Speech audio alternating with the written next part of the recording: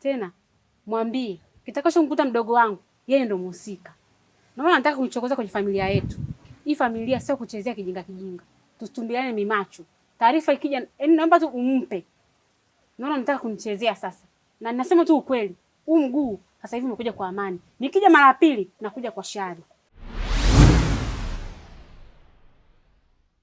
Nimeshachoka na mchezo wako unaocheza kwa sasa.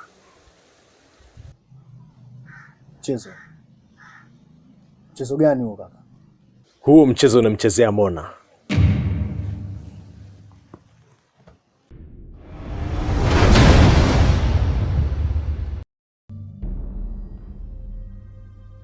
Dada, hebu subiri kwanza. Sasa mmoja nipewa kina Brai. Mona, ukafanya kuna Brai. Brai hana kumbukumbu, hakukumbuki. Jomba. Ndiye mjomba. Mbona umekaa juani? Na mbona unalia? Unahisi kulia ndo suluhisho ya kutatua tatizo lako? Hebu niambie, shida nini?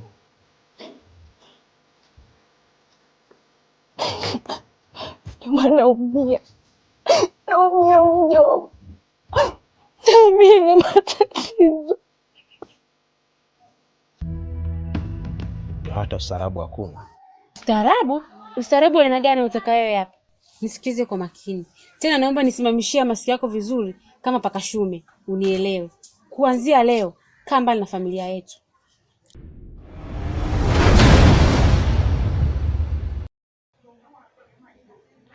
Unajua jinsi gani nilivyojiaibisha hapa mtaani?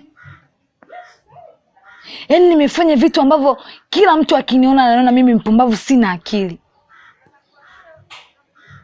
Lakini mimi mwenyewe najua nilichokifanya ni nini na nilikuwa nafanya kwa sababu gani. Yote hayo nilikuwa nafanya kwa mapenzi. Hataki hata kuniambia. Kwa hiyo kitu ndio kinaniumiza sana. Usijali. Mimi naamini ipo siku kila kitu kitakuwa sawa. Sawa. Nitashukuru kama itakuwa hivyo.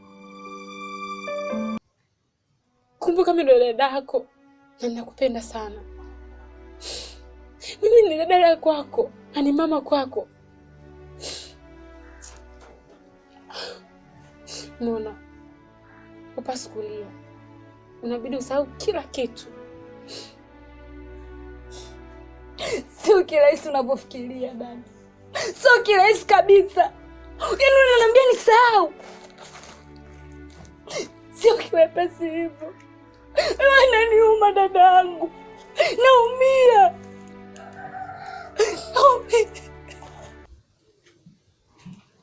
Kuna tatizo gani? Na mbona uko hivyo? Nini shida?